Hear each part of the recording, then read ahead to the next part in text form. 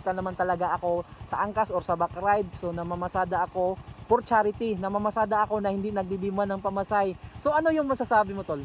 Para sa akin as a commuters, napakalaking tulong din nun, lalo na sa mga ganitong oras na, 10 oras na mahirap na rin talaga makahanap ng murang sakay ngayon, lalo na ganitong oras na nga, gabi na masyado. Siyempre, para sa akin, ang laking tulong na talaga nun. Hi guys, magandang gabi sa lahat. So, hindi kasi tayo makatulog.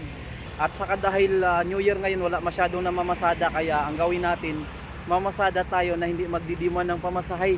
So, kusa lang, nasa sa kanila kung magkano lang ibigay nila. Tapos iipunin natin yun for charity.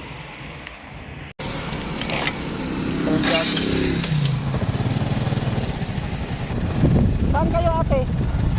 Saan po kayo? Robinson. Saan kayo?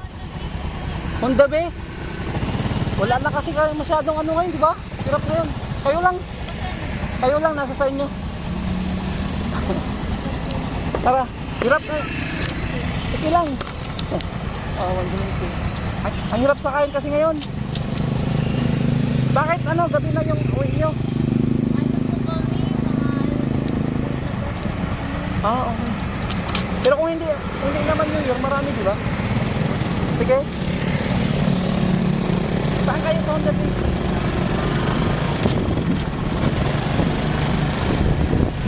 Honda Bay, di ba?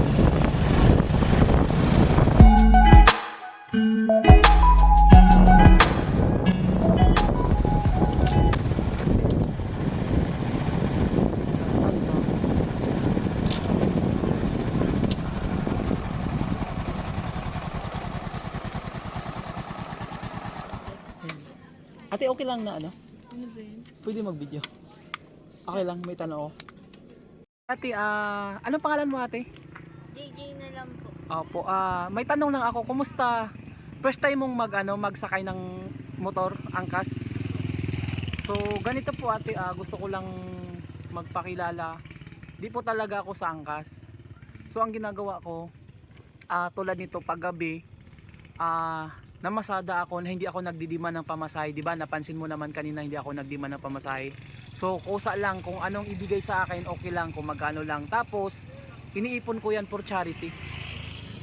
Oo, small vlogger ako ng Palawan. Ayan po ang pangalan ko, Ramon Bisuino Vlogs. Ano po pala yung vlogger? Ganun na ano mo na ako? Nakakikita ko lang po yung mga video niyo sa Facebook. Okay. So anong masasabi nyo? Ayos lang po.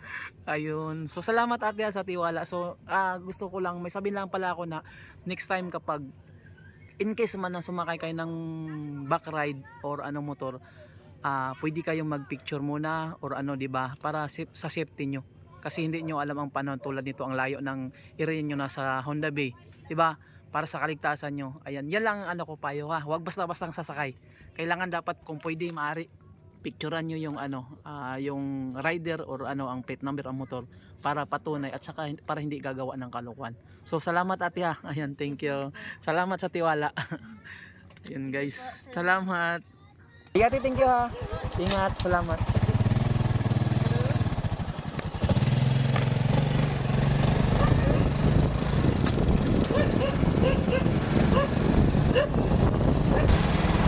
Saan ka sana, tol? Saan ka sana? Sino? Nasa sayo. Ano? Tara. Sige, tol. Sasinan ka?